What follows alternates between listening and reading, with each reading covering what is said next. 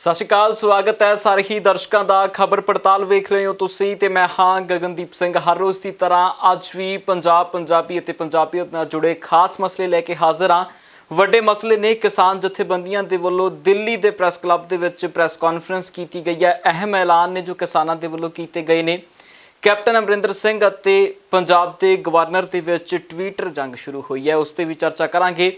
ਤੇ ਲੁਧਿਆਣਾ ਦੇ ਵਿੱਚ ਭਾਜਪਾ ਦੇ ਵੱਲੋਂ ਰੈਲੀ ਕੀਤੀ ਗਈ, ਉਸ ਤੋਂ ਬਾਅਦ ਕਈਆਂ ਨੂੰ ਹਿਰਾਸਤ ਦੇ ਵਿੱਚ ਲਿਆ ਗਿਆ ਤੇ ਕਈਆਂ ਦੀਆਂ ਰੈਲੀਆਂ ਵੀ ਚੱਲਦੀਆਂ ਰਹੀਆਂ। ਸੋ ਇਹਨਾਂ ਖਬਰਾਂ ਦੇ ਉੱਤੇ ਅੱਜ ਦੇ ਖਬਰ ਪੜਤਾਲ ਦੇ ਵਿੱਚ ਚਰਚਾ ਕਰਾਂਗੇ। ਪਹਿਲਾਂ ਡੱਲਾ ਜੀ ਹੁਣਾਂ ਦਾ ਸਵਾਗਤ ਕਰਾਂਗੇ, ਫਿਰ ਚਰਚਾ ਤੇ ਵੱਲ ਵਧਾਂਗੇ। ਡੱਲਾ ਜੀ ਸਵਾਗਤ ਹੈ ਜੀ।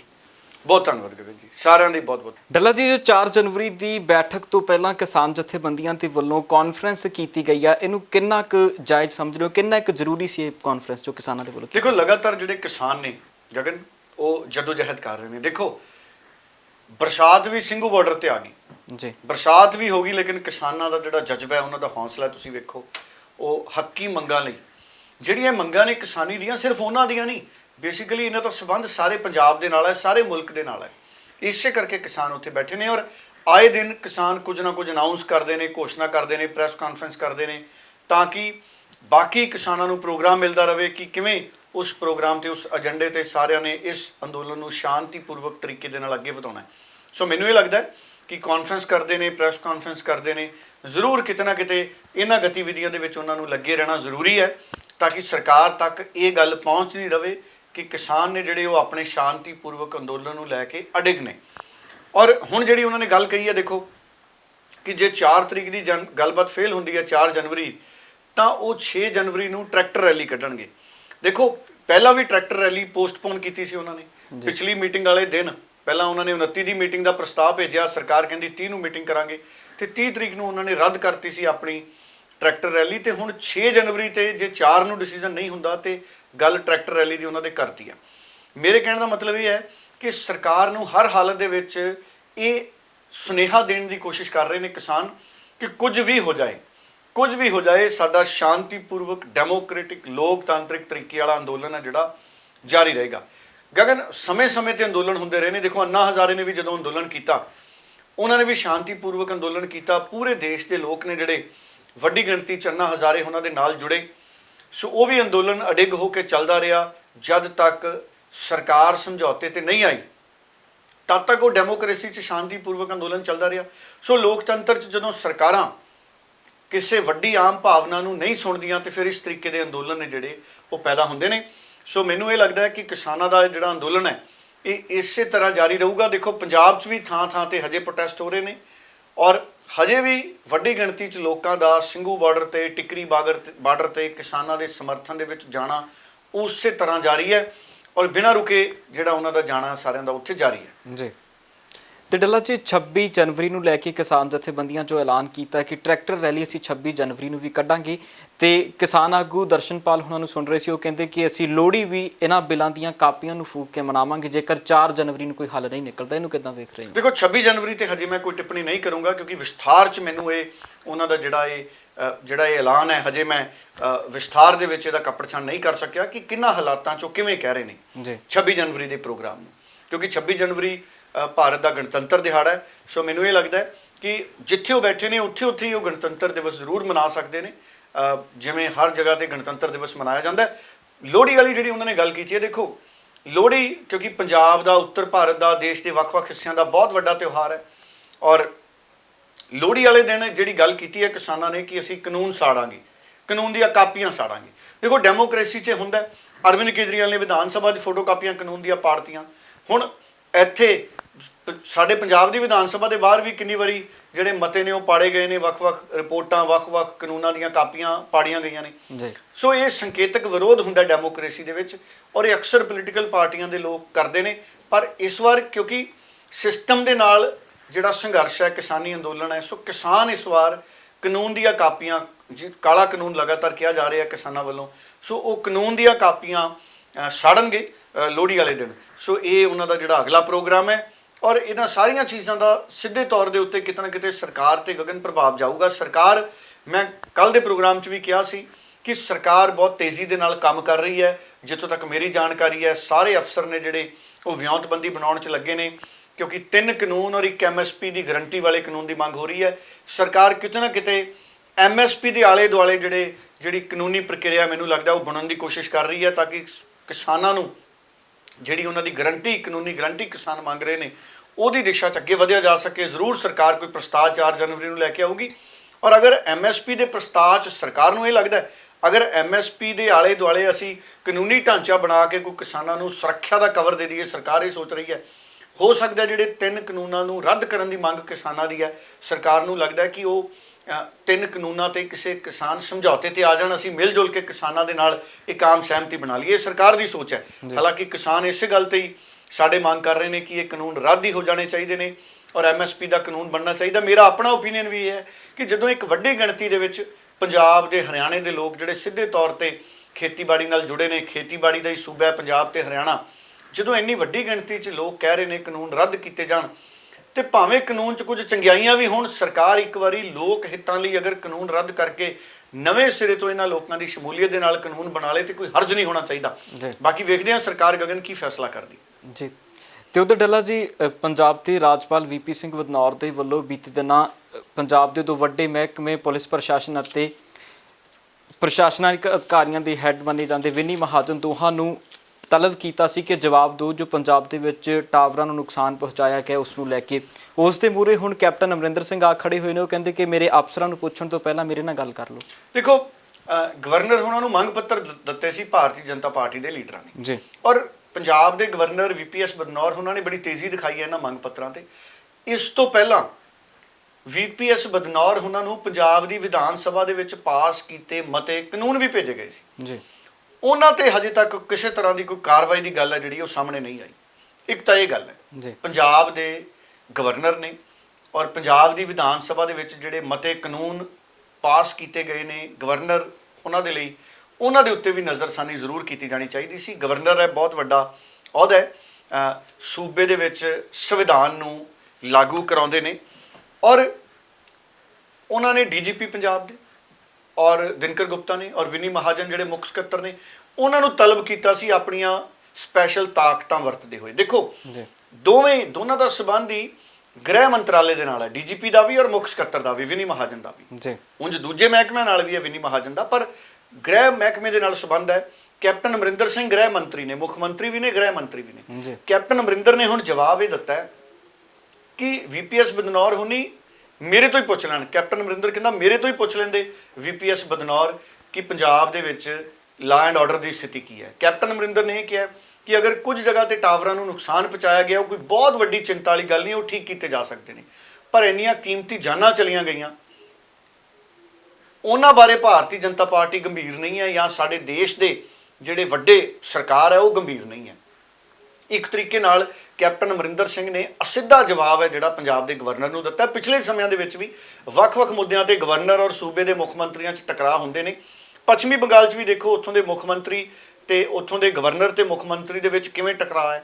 ਉੱਥੋਂ ਦੇ ਗਵਰਨਰ ਵੀ ਕਈ ਵਾਰੀ ਸਿੱਧੇ ਬਿਆਨ ਦਿੰਦੇ ਨੇ, ਕਈ ਵਾਰੀ ਤਾਂ ਉਹ ਪੋਲੀਟੀਕਲ ਰੰਗ ਦਾ ਬਿਆਨ ਵੀ ਦੇ ਦਿੰਦੇ ਨੇ। ਹਾਲਾਂਕਿ ਗਵਰਨਰਾਂ ਨੂੰ ਸ਼ੋਭਾ ਨਹੀਂ ਦਿੰਦਾ ਕਿ ਉਹ ਸਿੱਧੇ ਤੌਰ ਤੇ ਪੋਲੀਟੀਕਲ ਰੰਗ ਦੇ ਬਿਆਨ ਦੇਣ ਜਾਂ ਉਹ ਪੋਲੀਟੀਕਲ ਨੁਮਾ ਬਿਆਨ ਦੇਣ।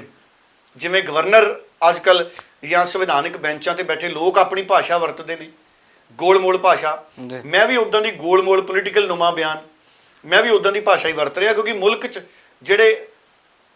ਜਿਹੜੀ ਪਰੰਪਰਾ ਬਣੀ ਹੋਈ ਹੈ ਨਾ, ਕਿਤੇ ਨਾ ਕਿਤੇ ਸਰਕਾਰ ਦੇ ਕੰਮ 'ਚ ਉਸ ਵੇਲੇ ਗਵਰਨਰ ਦਖਲ ਦਿੰਦੇ ਨੇ ਜਦੋਂ ਕੇਂਦਰ ਉਹਨਾਂ ਨੂੰ ਕੋਈ ਇਸ਼ਾਰਾ ਕਰਦੀ ਹੈ, ਜਾਂ ਗਵਰਨਰਾਂ ਨੂੰ ਲੱਗਦਾ ਕਿ ਅਸੀਂ ਕੇਂਦਰ ਦੇ ਹਿਸਾਬ ਦੇ ਨਾਲ ਕੰਮ ਕਰਨਾ, ਕੇਂਦਰ ਸਰਕਾਰ ਦੇ। ਕਿਉਂਕਿ ਇੱਕ ਪ੍ਰਥਾ ਸਾਡੇ ਮੁਲਕ 'ਚ ਮੈਨੂੰ ਲੱਗਦਾ ਇਹ ਤਬਦੀਲ ਹੋਣੀ ਚਾਹੀਦੀ ਹੈ। ਮੈਂ ਇਸ ਮਤ ਦਾ ਧਨੀ ਹਾਂ ਕਿ ਕੋਈ ਵੀ ਪੋਲੀਟੀਕਲ ਵਿਅਕਤੀ ਨਾ ਗਵਰਨਰ ਲੱਗਣਾ ਚਾਹੀਦਾ, ਨਾ ਦੇਸ਼ ਦਾ ਰਾਸ਼ਟਰਪਤੀ ਹੋਣਾ ਚਾਹੀਦਾ। ਕੋਈ ਵੀ ਪੋਲੀਟੀਕਲ ਵਿਅਕਤੀ ਜਿਹੜਾ ਪਹਿਲਾਂ ਕੋਈ ਐਮਪੀ ਸੀ, ਕੋਈ ਐਮਐਲਏ ਸੀ, ਸਾਡੇ ਮੁਲਕ 'ਚ ਆਹ ਪ੍ਰਥਾ ਵੀ ਜਿਹੜੀ ਹੈ ਨਾ, ਇਹ ਜਿਹੜੀਆਂ ਸਮਾਜਿਕ ਸੁਧਾਰੀਕਰਨ ਦੀਆਂ ਨੀਤੀਆਂ ਨੇ ਉਹਨਾਂ 'ਚ ਤਬਦੀਲ ਹੋ ਜਾਣੀ ਚਾਹੀਦੀ, ਸ਼ਾਮਲ ਹੋ ਜਾਣੀ ਚਾਹੀਦੀ ਹੈ। ਸਾਡੇ ਸਾਬਕਾ ਅਫਸਰ ਫੌਜਾਂ ਦੇ ਮੁਖੀ, ਸਾਡੀਆਂ 3 ਫੌਜਾਂ ਨੇ, ਹੈ ਜੀ, ਜਲ, ਥਲ, ਹਵਾਈ, ਕਿੱਡੇ ਕਾਬਲ ਨੇ ਸਾਡੇ ਫੌਜਾਂ ਦੇ ਮੁਖੀ, ਦੇਸ਼ ਦੀ ਰੱਖਿਆ ਕਰਦੇ ਆ। ਹੁਣ ਦੇਖ ਲਓ, ਕੜਾਕੇ ਦੀ ਠੰਡ ਪੈ ਰਹੀ ਹੈ ਗਗਨ ਜੀ, ਹੈ ਜੀ। ਸਥਿਤੀਆਂ ਇਹ ਨੇ ਕਿ ਲੋਕ ਸਾਰਾ ਦਿਨ ਰਾਤ ਅੱਗਾਂ ਤੇ ਸੇਕ ਕੇ ਕੱਟ ਰਹੇ ਨੇ। ਸਾਡੇ ਕਿਸਾਨ ਵੀ ਦੇਖੋ ਉੱਥੇ ਕਿਵੇਂ ਮਜਬੂਰੀ 'ਚ ਇਸ ਵਕਤ ਧਰਨੇ 'ਚ ਕਿੱਡੀਆਂ ਦਿੱਕਤਾਂ 'ਚ ਬੈਠੇ ਨੇ। ਐਂ ਹੀ ਫੌਜੀ ਬੈਠੇ ਨੇ ਸਰਹੱਦ ਤੇ ਜੀ ਤੇ ਅਸੀਂ ਉਹਨਾਂ ਨੂੰ ਗਵਰਨਰ ਕਿਉਂ ਨਾ ਲਾਈਏ, ਅਸੀਂ ਉਹਨਾਂ ਨੂੰ ਰਾਸ਼ਟਰਪਤੀ ਦੇਸ਼ ਦੇ ਕਿਉਂ ਨਾ ਲਾਈਏ। ਅਬਦੁਲ ਕਲਾਮ ਵਰਗੇ ਵਿਅਕਤੀ, ਸਾਇੰਸਦਾਨ, ਵੱਡੇ ਵੱਡੇ ਵਿਗਿਆਨਿਕ, ਕਿੰਨੇ ਮੁਲਕ 'ਚ ਕਾਬਲ ਲੋਕ ਨੇ, ਉਹਨਾਂ ਨੂੰ ਗਵਰਨਰ ਲਾਇਆ ਜਾਵੇ, ਉਹਨਾਂ ਨੂੰ ਰਾਸ਼ਟਰਪਤੀ ਲਾਇਆ ਜਾਵੇ, ਤਾਂ ਕਿ ਉਹ ਨਿਰਪੱਖਤਾ ਦੇ ਨਾਲ ਅੱਗੇ ਵਧਣ। ਉਹਨਾਂ ਦੇ ਦਿਮਾਗ ਤੇ ਕੋਈ ਸੋਚ ਨਾ ਹੋਵੇ ਕਿ ਅਸੀਂ ਬੀਜੇਪੀ ਨਾਲ ਸੰਬੰਧਿਤ ਹਾਂ, ਅਸੀਂ ਕਾਂਗਰਸ ਨਾਲ ਸੰਬੰਧਿਤ ਹਾਂ, ਅਸੀਂ ਜਨਤਾ ਦਲ ਨਾਲ ਸੰਬੰਧਿਤ ਹਾਂ। ਜਦੋਂ ਸੰਯੁਕਤ ਮੋਰਚੇ ਦੀ ਸਰਕਾਰ ਸੀ, ਉਹਨਾਂ ਦੇ ਹਮਾਇਤੀ ਗਵਰਨਰ ਬਣਨ ਲੱਗ ਗਏ। ਜਦੋਂ ਕਾਂਗਰਸ ਦੀ ਸਰਕਾਰ ਸੀ, ਕਾਂਗਰਸ ਦੇ ਸਾਬਕਾ ਲੀਡਰ ਗਵਰਨਰ ਬਣ ਜਾਂਦੇ ਸੀ। ਹੁਣ ਬੀਜੇਪੀ ਦੀ ਸਰਕਾਰ ਹੈ, ਬੀਜੇਪੀ ਦੇ ਐਮਪੀ, ਕੋਈ ਸਾਬਕਾ ਲੀਡਰ, ਬਜ਼ੁਰਗ ਲੀਡਰ, ਉਹਨਾਂ ਨੂੰ ਗਵਰਨਰ ਲਾ ਦਿੱਤਾ ਜਾਂਦਾ ਜਾਂ ਰਾਸ਼ਟਰਪਤੀ ਬਣਾ ਦਿੱਤਾ ਜਾਂਦਾ।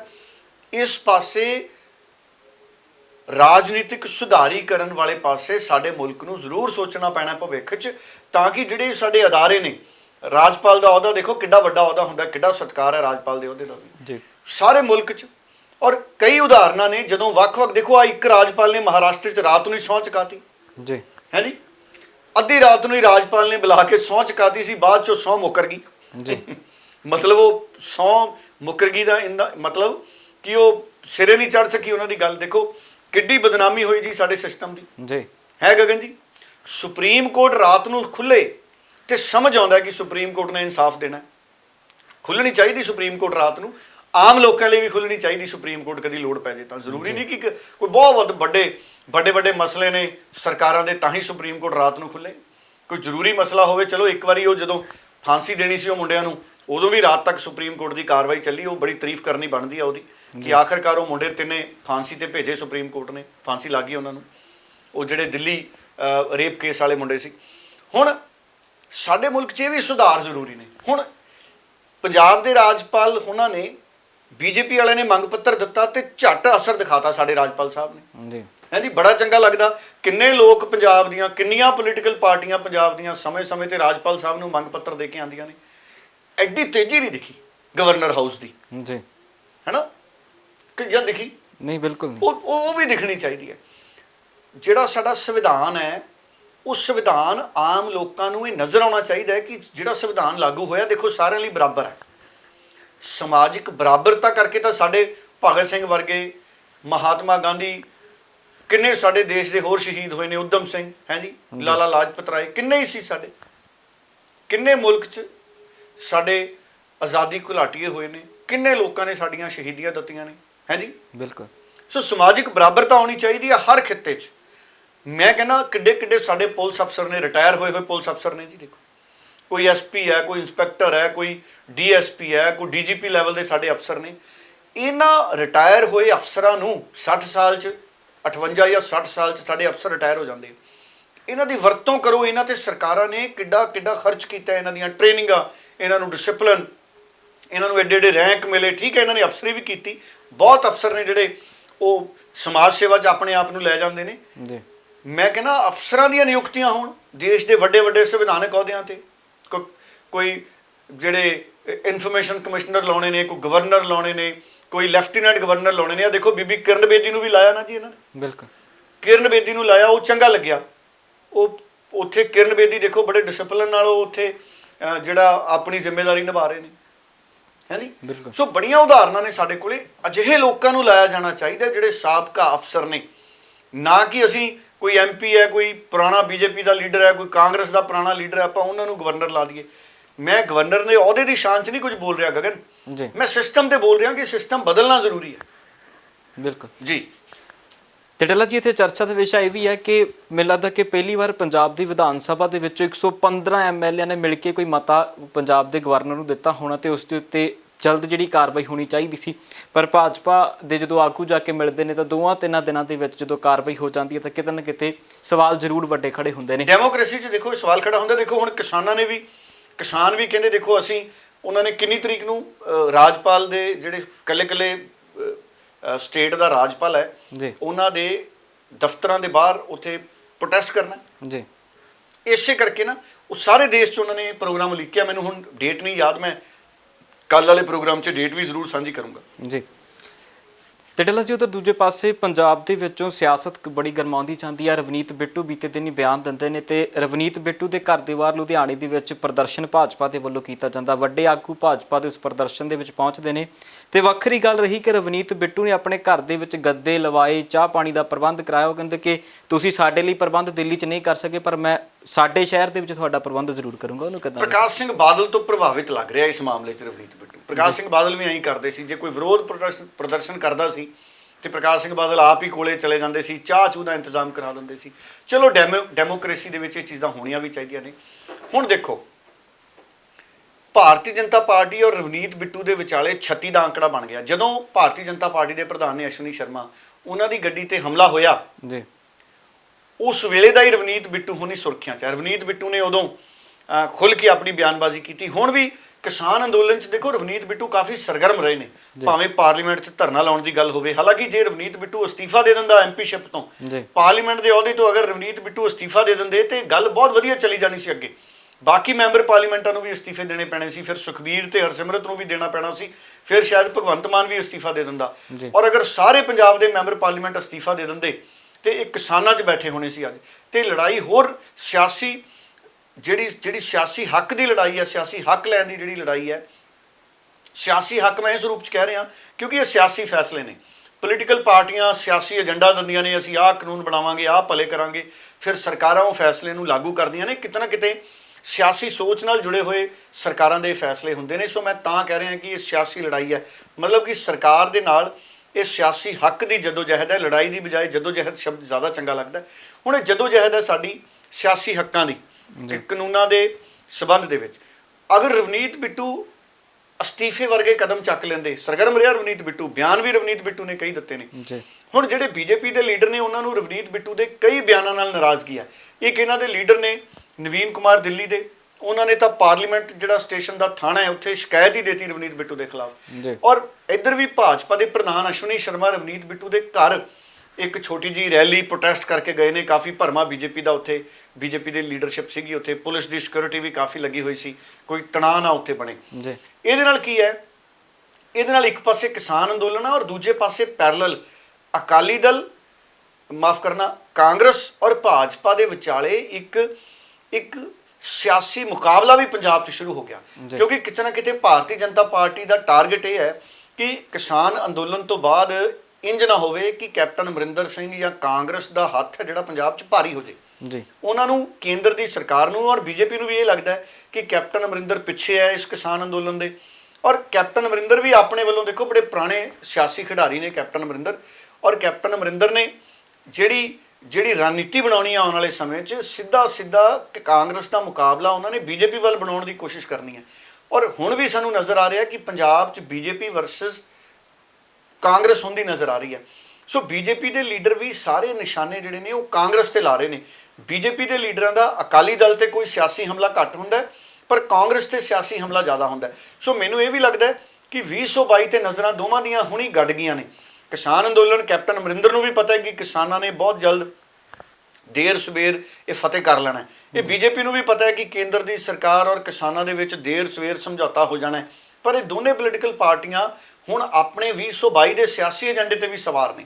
ਇਸੇ ਕਰਕੇ ਬੀਜੇਪੀ ਪੂਰਾ ਨਿਸ਼ਾਨਾ ਕਾਂਗਰਸ ਤੇ ਲਾ ਰਹੀ ਹੈ। ਔਰ ਦੇਖੋ ਅਸੀਂ ਜਨਵਰੀ 'ਚ ਆ ਗਏ ਹਾਂ, 3 ਜਨਵਰੀ ਹੋ ਗਈ ਹੈ ਜੀ ਗਗਨ ਜੀ। ਅਸੀਂ ਅੱਜ 3 ਜਨਵਰੀ 'ਚ ਬੈਠੇ ਹਾਂ, 39 ਦਿਨ ਕਿਸਾਨ ਅੰਦੋਲਨ ਨੂੰ ਹੋ ਗਏ ਨੇ। 3 ਜਨਵਰੀ ਤੋਂ ਤੁਸੀਂ ਹਿਸਾਬ ਲਾ ਲਓ, 1 ਸਾਲ ਬਾਅਦ 22 ਦੀ ਜਨਵਰੀ 'ਚ ਜਾਂ ਫਰਵਰੀ 'ਚ ਵੋਟਾਂ ਪੈ ਸਕਦੀਆਂ ਨੇ। ਕਿਉਂਕਿ 2017 'ਚ ਮਾਰਚ ਦੇ ਵਿੱਚ ਤਾਂ ਰਿਜ਼ਲਟ ਨਤੀਜੇ ਆ ਗਏ ਸੀ, ਸਰਕਾਰ ਕੈਪਟਨ ਅਮਰਿੰਦਰ ਦੀ ਬਣ ਗਈ ਸੀ। ਸੋ ਮਤਲਬ 1 ਸਾਲ ਬਾਅਦ ਜਾਂ ਤਾਂ ਅਗਲੀ ਜਨਵਰੀ 'ਚ ਵੋਟਾਂ ਪੈ ਸਕਦੀਆਂ ਨੇ ਜਾਂ ਅਗਲੀ ਫਰਵਰੀ 'ਚ, ਜਾਂ 1 ਸਾਲ ਬਾਅਦ ਵੋਟਾਂ ਪੈ ਸਕਦੀਆਂ ਨੇ 22 ਦੀਆਂ, ਜਾਂ 1 ਸਾਲ 1 ਮਹੀਨੇ ਬਾਅਦ ਵੋਟਾਂ ਪੈ ਸਕਦੀਆਂ ਨੇ। ਸੋ ਹੁਣ ਜ਼ਿਆਦਾ ਵਕਤ ਹੈ ਜਿਹੜਾ ਉਹ ਅਗਲੀਆਂ ਵਿਧਾਨ ਸਭਾ ਚੋਣਾਂ ਨੂੰ ਨਹੀਂ ਰਹਿ ਗਿਆ। ਇਸ ਕਰਕੇ ਇਹ ਹੁਣ ਸਿਆਸੀ ਏਜੰਡੇ ਵੀ ਨਾਲ ਪੋਲੀਟੀਕਲ ਪਾਰਟੀਆਂ ਦੇ ਫਿੱਟ ਹੋ ਰਹੇ ਨੇ, ਉਹਦੇ ਹਿਸਾਬ ਨਾਲ ਰਣਨੀਤੀ ਬਣ ਰਹੀ ਹੈ। ਔਰ ਬੀਜੇਪੀ ਨੇ ਰਵਨੀਤ ਬਿੱਟੂ ਨੂੰ ਨਿਸ਼ਾਨੇ ਤੇ ਲਿਆ ਹੋਇਆ ਜੀ। ਤੇ ਡੱਲਾ ਜੀ ਉਧਰ ਦੂਜੇ ਪਾਸੇ ਜੇ ਪੰਜਾਬ ਦੀ ਸਿਆਸਤ ਨੂੰ ਜਿਸ ਤਰ੍ਹਾਂ ਤੁਸੀਂ ਕਹਿ ਰਹੇ ਹੋ ਕਿ ਸਿਆਸੀ ਹੱਥ ਭਾਰੇ ਹੁੰਦੇ ਦਿਖਦੇ ਨੇ, ਉਧਰ ਮੈਨੂੰ ਲੱਗਦਾ ਕਿ ਜੋ ਮੌਜੂਦਾ ਹਾਲਾਤ ਨੇ ਕਿਸਾਨੀ ਅੰਦੋਲਨ 'ਚ ਕੋਈ ਵੱਖਰਾ ਸਿਆਸੀ ਹੱਥ ਨਾ ਨਿਕਲ ਜਾਵੇ। ਦੇਖੋ ਮੈਨੂੰ ਇਹ ਲੱਗਦਾ ਹੈ ਕਿ ਅਗਰ ਤਾਂ ਕਿਸਾਨ ਫਤਿਹ ਕਰਕੇ ਆਉਂਦੇ ਨੇ ਇਹ ਮੋਰਚਾ, ਔਰ ਜਿਹੜਾ ਕਿ ਬਹੁਤ ਵੱਡੀ ਸੰਭਾਵਨਾ ਹੈ ਕਿ ਕਿਸਾਨ ਫਤਿਹ ਕਰਕੇ ਆਉਣਗੇ ਜੀ, ਉਸ ਤੋਂ ਬਾਅਦ ਕੀ ਹੋਣਾ ਹੈ? ਅਗਰ ਤਾਂ ਪੰਜਾਬ ਦੇ ਕਿਸਾਨ ਕੋਈ ਪੋਲੀਟੀਕਲ ਢਾਂਚਾ ਖੜਾ ਕਰਦੇ ਨੇ, ਕੋਈ ਪੋਲੀਟੀਕਲ ਪਾਰਟੀ ਖੜੀ ਕਰਦੇ ਨੇ, ਤੇ ਪੰਜਾਬ ਦੇ ਸਿਆਸੀ ਸਮੀਕਰਨ ਮੂਲ ਰੂਪ 'ਚ ਬਦਲ ਜਾਣੇ ਨੇ ਗਗਨ। ਦੇਖੋ, ਅਰਵਿੰਦ ਕੇਜਰੀਵਾਲ ਨੇ ਪਾਰਟੀ ਬਣਾਈ ਸੀ ਅੰਨਾ ਹਜ਼ਾਰੇ ਦੇ ਅੰਦੋਲਨ 'ਚ, ਔਰ ਉਸ ਪਾਰਟੀ ਨੇ ਦਿੱਲੀ ਦੇ ਵਿੱਚ ਦੇਖੋ ਤੀਜੀ ਵਾਰੀ ਮੁੱਖ ਮੰਤਰੀ ਬਣ ਗਿਆ ਅਰਵਿੰਦ ਕੇਜਰੀਵਾਲ, ਔਰ ਪੰਜਾਬ 'ਚ ਵੀ ਵਿਰੋਧੀ ਧਿਰ 'ਚ 20 ਸੀਟਾਂ ਨੇ ਜਿਹੜੀਆਂ ਆਮ ਆਦਮੀ ਪਾਰਟੀ ਨੂੰ ਦਿੱਤੀਆਂ। ਵਿਰੋਧੀ ਧਿਰ ਦਾ ਆਗੂ ਆਮ ਆਦਮੀ ਪਾਰਟੀ ਦਾ ਬਣਿਆ, 2 ਸੀਟਾਂ ਬੈਂਸਾਂ ਦੀਆਂ ਨਾਲ ਸੀ, ਚਲੋ ਵੱਖਰੇ ਹੋ ਗਏ। ਹੁਣ ਕਿਸਾਨ ਇਸ ਗੱਲ ਤੋਂ ਪ੍ਰੇਰਿਤ ਹੋ ਸਕਦੇ ਨੇ, ਕਿਸਾਨ ਇਸ ਗੱਲ ਤੋਂ ਪ੍ਰੇਰਿਤ ਹੋ ਸਕਦੇ ਨੇ ਵੀ ਜੇ ਅੰਨਾ ਹਜ਼ਾਰੇ ਦੇ ਅੰਦੋਲਨ 'ਚੋਂ ਅਰਵਿੰਦ ਕੇਜਰੀਵਾਲ ਪਾਰਟੀ ਕੱਢ ਸਕਦਾ ਹੈ, ਤੇ ਅਸੀਂ ਤਾਂ 40-50 ਜਥੇਬੰਦੀਆਂ ਅਗਰ ਅਸੀਂ ਇਕੱਠੇ ਹੋ ਜਾਈਏ, ਜੇ ਪੰਜਾਬ ਦੇ ਕਿਸਾਨ ਇਕੱਠੇ ਹੋ ਜਾਣ ਗਗਨ, ਔਰ ਪੋਲੀਟੀਕਲ ਬਦਲ ਪੰਜਾਬ 'ਚ ਲੈ ਕੇ ਆ ਜਾਣ, ਪੋਲੀਟੀਕਲ ਪਾਰਟੀ ਲੈ ਕੇ ਆ ਜਾਣ, ਇਸ ਜਿੱਤ ਤੋਂ ਬਾਅਦ, ਇਸ ਜਿੱਤ ਤੋਂ ਪਹਿਲਾਂ ਦੀ ਗੱਲ ਨਹੀਂ, ਜਦ ਤੱਕ ਖੇਤੀ ਕਾਨੂੰਨਾਂ ਦੇ ਮਾਮਲੇ ਤੇ ਕਿਸਾਨਾਂ ਦੀ ਜਿੱਤ ਨਹੀਂ ਹੁੰਦੀ, ਤਦ ਤੱਕ ਪੋਲੀਟੀਕਲ ਪਾਰਟੀ ਦਾ ਵਿਚਾਰ ਕਿਸਾਨਾਂ ਨੂੰ ਨਹੀਂ ਸੋਚਣਾ ਚਾਹੀਦਾ। ਪਰ ਕਿਉਂਕਿ ਪੋਲੀਟੀਕਲ ਤੌਰ ਤੇ ਪੰਜਾਬ 'ਚ ਗੱਲਾਂ ਹੋਣ ਲੱਗ ਗਈਆਂ, ਪੋਲੀਟੀਕਲ ਪਾਰਟੀਆਂ ਵੀ ਇਹ ਮਹਿਸੂਸ ਕਰਨ ਲੱਗ ਗਈਆਂ ਕਿ ਅਗਰ ਕਿਸਾਨਾਂ ਨੇ ਪਾਰਟੀ ਬਣਾ ਲਈ ਤੇ ਸਾਡਾ ਕੀ ਬਣੂ, ਉਹਦੇ ਹਿਸਾਬ ਨਾਲ ਪੋਲੀਟੀਕਲ ਪਾਰਟੀਆਂ ਵੀ ਰਣਨੀਤੀ ਬਣਾ ਰਹੀਆਂ ਨੇ। ਅਗਰ ਕਿਸਾਨਾਂ ਨੇ ਗਗਨ ਪੋਲੀਟੀਕਲ ਪਾਰਟੀ ਬਣਾ ਲਈ, ਤੇ ਮੈਨੂੰ ਇਹ ਲੱਗਦਾ ਕਿ ਬਹੁਤ ਵੱਡਾ ਸਿਆਸੀ ਬਦਲਾਅ, ਸਿਆਸੀ ਤਬਦੀਲੀ ਪੰਜਾਬ ਦੀ ਸਿਆਸਤ 'ਚ ਆ ਜਾਣੀ ਹੈ, ਕਿਉਂਕਿ ਕਿਸਾਨਾਂ ਦੀ ਪਾਰਟੀ ਔਰ ਕਿਸਾਨਾਂ ਨੂੰ ਜਿਸ ਤਰ੍ਹਾਂ ਨਾਲ ਸਮਰਥਨ ਮਿਲ ਰਿਹਾ, ਔਰ ਕਿਸਾਨਾਂ ਦਾ ਜਿਹੜਾ ਇੱਕ ਹੈ, ਜਿਹੜਾ ਅਸੀਂ ਪੰਜਾਬ ਦੇ ਕਿਸਾਨਾਂ ਦਾ ਏਕਾ ਦੇਖਦੇ ਹਾਂ। ਔਰ ਦੂਜੀ ਵੱਡੀ ਗੱਲ, ਦੁਨੀਆ ਭਰ ਦੇ ਜਿਹੜੇ ਪੰਜਾਬੀ ਨੇ ਪਿਛਲੀਆਂ ਵਿਧਾਨ ਸਭਾ ਚੋਣਾਂ 'ਚੋਂ ਆਮ ਆਦਮੀ ਪਾਰਟੀ ਦੇ ਸਮਰਥਨ ਸੀ, ਔਰ ਅਗਰ ਪੋਲੀਟੀਕਲ ਪਾਰਟੀ ਕੋਈ ਬਣਾ ਲਈ ਪੰਜਾਬ ਦੇ ਕਿਸਾਨਾਂ ਨੇ, ਤਾਂ ਦੁਨੀਆ ਭਰ ਦੇ ਪੰਜਾਬੀ ਨੇ ਜਿਹੜੇ, ਉਹਨਾਂ ਨੇ ਕਿਸਾਨਾਂ ਦੀ ਪਾਰਟੀ ਦਾ ਸਮਰਥਨ ਕਰ ਦੇਣਾ। ਦੁਨੀਆ ਦੇ ਕਿਸੇ ਮੁਲਕ 'ਚ ਸਾਡੇ ਪੰਜਾਬੀ ਬੈਠੇ ਨੇ, ਉਹਨਾਂ ਨੇ ਸਮਰਥਨ ਕਰ ਦੇਣਾ ਪੰਜਾਬ 'ਚ ਕਿਸਾਨਾਂ ਦੀ ਪਾਰਟੀ ਦਾ। ਔਰ ਫਿਰ ਕਿਸਾਨਾਂ ਦੀ ਪਾਰਟੀ ਦੇ ਅਗਰ MP ਜਾਂ MLA, ਚਲੋ ਵਿਧਾਨ ਸਭਾ 'ਚ ਅਗਰ MLA ਵਿਧਾਨ ਸਭਾ 'ਚ ਪਹੁੰਚਦੇ ਨੇ, ਤੇ ਉਹਦੇ ਨਾਲ ਵੀ ਪੰਜਾਬ 'ਚ ਖੇਤੀਬਾੜੀ ਦੀ ਦਿਸ਼ਾ 'ਚ ਜਿਹੜੇ ਕਾਨੂੰਨ ਬਣਾਉਣ ਦਾ ਕੰਮ ਹੈ ਉਹ ਕਾਫੀ ਅੱਗੇ ਵਧੂਗਾ। ਪੰਜਾਬ ਦੀ ਵਿਧਾਨ ਸਭਾ ਸੂਬੇ ਦੇ ਕਈ ਕਾਨੂੰਨ ਬਣਾ ਸਕਦੀ ਹੈ, ਉਹ ਸਾਰੇ ਪਾਸੇ ਕਿਸਾਨਾਂ ਦੀ ਜਿਹੜੀ ਸਥਿਤੀ ਹੈ ਉਹ ਸੁਧਰ ਸਕਦੀ ਹੈ। ਔਰ ਮੈਨੂੰ ਇਹ ਲੱਗਦਾ ਹੈ ਕਿ ਜ਼ਰੂਰ ਦੇਖੋ, ਆਮ ਆਦਮੀ ਪਾਰਟੀ ਬਣਾ ਲਈ, ਕਿਸੇ ਤੋਂ ਪੁੱਛ ਕੇ ਥੋੜੀ ਬਣਾਈ, ਅਰਵਿੰਦ ਕੇਜਰੀਵਾਲ ਉਹਨਾਂ ਨੇ, ਇਹਨਾਂ ਨੇ ਮਿਲ ਕੇ ਬਣਾ ਲਈ, ਕੁਝ ਲੋਕਾਂ ਨੇ ਫੈਸਲਾ ਕਰ ਲਿਆ। ਇਸੇ ਤਰ੍ਹਾਂ BJP ਦਾ ਗਠਨ ਹੋਇਆ ਸੀ, ਅਕਾਲੀ ਦਲ ਦਾ ਗਠਨ ਹੋਇਆ ਸੀ, ਕਾਂਗਰਸ ਦਾ ਗਠਨ ਹੋਇਆ ਸੀ। ਜੇ ਇੰਨੀਆਂ ਪਾਰਟੀਆਂ ਬਣ ਸਕਦੀਆਂ ਨੇ, ਮਮਤਾ ਬਨਰਜੀ ਨੇ ਕਾਂਗਰਸ ਤੋਂ ਵੱਖਰੇ ਹੋ ਕੇ ਪਾਰਟੀ ਬਣਾ ਲਈ, ਸ਼ਰਦ ਯਾਦਵ ਨੇ ਕਾਂਗਰਸ ਤੋਂ ਵੱਖਰੇ ਹੋ ਕੇ ਪਾਰਟੀ ਬਣਾ ਲਈ, ਸੁਖਦੇਵ ਢੀਂਡਸੇ ਨੇ ਬਾਦਲਾਂ ਤੋਂ ਵੱਖਰੇ ਹੋ ਕੇ ਪਾਰਟੀ ਬਣਾ ਲਈ, ਟਕਸਾਲੀਆਂ ਨੇ ਬਾਦਲਾਂ ਤੋਂ ਵੱਖਰੇ ਹੋ ਕੇ ਪਾਰਟੀ ਬਣਾ ਲਈ, ਹੈ ਜੀ। ਜਥੇਦਾਰ ਟੌੜੇ ਨੇ ਪ੍ਰਕਾਸ਼ ਸਿੰਘ ਬਾਦਲ ਤੋਂ ਵੱਖਰੇ ਹੋ ਕੇ ਸਰਬ ਹਿੰਦ ਅਕਾਲੀ ਦਲ ਬਣਾ ਲਿਆ ਸੀ ਜੀ। ਸੋ ਪਾਰਟੀਆਂ ਬਣਦੀਆਂ ਰਹੀਆਂ ਨੇ। ਜੇ ਸਾਰੇ ਲੋਕ ਪੋਲੀਟੀਕਲ ਪਾਰਟੀਆਂ ਬਣਾ ਸਕਦੇ ਨੇ, ਤੇ ਕਿਸਾਨਾਂ ਨੇ ਕੀ ਮਾੜਾ ਕੀਤਾ ਜੀ? ਕਿਸਾਨ ਆਪਣੀ ਪਾਰਟੀ ਕਿਉਂ ਨਹੀਂ ਬਣਾ ਸਕਦੇ? ਸੋ ਜੇ ਕਿਸਾਨਾਂ ਨੇ ਆਪਣੀ ਪਾਰਟੀ ਬਣਾ ਲਈ, ਤੇ ਦੁਨੀਆ ਭਰ ਦੇ ਪੰਜਾਬੀਆਂ ਨੇ ਕਿਸਾਨਾਂ ਦੀ ਪਾਰਟੀ ਨੂੰ ਸਮਰਥਨ ਕਰ ਦੇਣਾ। ਫੰਡ ਦੀ ਕਮੀ ਨਹੀਂ ਕਿਸਾਨਾਂ ਦੀ ਪਾਰਟੀ ਨੂੰ ਆਉਂਦੀ ਜੀ। ਅੰਨਦਾਤਾ ਨੂੰ ਨਾ ਲੰਗਰ ਦੀ ਕਮੀ ਆਵੇ, ਨਾ ਭੋਜਨ ਦੀ ਕਮੀ ਆਵੇ, ਨਾ ਫੰਡ ਦੀ ਕਮੀ ਆਵੇ, ਅਗਰ ਪਾਰਟੀ ਬਣਾਉਂਦੇ ਨੇ ਉਹ। ਔਰ ਅਗਰ ਆ ਖੇਤੀ ਕਾਨੂੰਨ ਆਪਣੇ ਹਿਸਾਬ ਨਾਲ ਤਬਦੀਲ ਕਰਾ ਕੇ ਕਿਸਾਨ, ਤੇ ਆਰਥਿਕ ਪੱਖੋਂ ਵੀ ਕਿਸਾਨ ਨੇ ਜਿਹੜੇ ਉਹ ਮਜ਼ਬੂਤੀ ਵਾਲੇ ਕਾਨੂੰਨ ਬਣਵਾ ਸਕਦੇ ਨੇ। MSP ਤੇ ਵਧੀਆ ਕਾਨੂੰਨ ਅਗਰ ਬਣ ਜਾਂਦਾ, ਉਹਨਾਂ ਨਾਲ ਵੀ ਕਿਸਾਨਾਂ ਦੀ ਆਰਥਿਕਤਾ ਵਾਲੇ ਪਾਸੇ ਗੱਲ ਤੁਰੂਗੀ। ਸੋ ਕਿਸਾਨ ਜਥੇਬੰਦੀਆਂ ਜ਼ਰੂਰ ਪੋਲੀਟੀਕਲ ਤੌਰ ਤੇ ਅੱਗੇ ਆ ਸਕਦੀਆਂ ਨੇ ਭਵਿੱਖ 'ਚ, ਫੈਸਲਾ ਉਹਨਾਂ ਦਾ। ਅਗਰ ਉਹ ਆ ਜਾਣ ਤੇ ਪੰਜਾਬੀ ਜ਼ਰੂਰ ਸਤਿਕਾਰ ਕਰਨਗੇ, ਖੁਸ਼ ਹੋਣਗੇ। ਔਰ ਅਗਰ ਹਰ ਕੋਈ ਪੋਲੀਟੀਕਲ ਪਾਰਟੀ ਬਣਾ ਸਕਦਾ, ਤੇ ਕਿਸਾਨ ਕਿਉਂ ਨਹੀਂ ਬਣਾ ਸਕਦੇ? ਕਿਸਾਨ ਕਿਉਂ ਨਹੀਂ ਪ੍ਰਬੰਧ ਦਾ ਹਿੱਸਾ ਬਣ ਸਕਦੇ? ਬਣਨਾ ਚਾਹੀਦਾ, ਮੇਰੀ ਨਜ਼ਰ 'ਚ ਬਣਨਾ ਚਾਹੀਦਾ ਜੀ।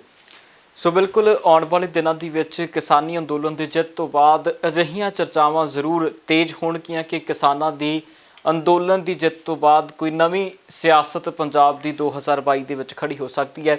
ਸੋ 2022 ਨੂੰ ਲੈ ਕੇ ਸਮਾਂ ਬਹੁਤ ਘੱਟ ਹੈ, ਤੇ ਉਸ ਤੋਂ ਪਹਿਲਾਂ ਨਗਰ ਨਿਗਮ ਦੀਆਂ ਚੋਣਾਂ ਨੇ, ਉਹਨੂੰ ਲੈ ਕੇ ਵੀ ਸਿਆਸਤ ਦੇ ਬਹੁਤ ਵੱਡੇ ਰੇੜਕੇ ਖੜੇ ਹੋ ਰਹੇ ਨੇ।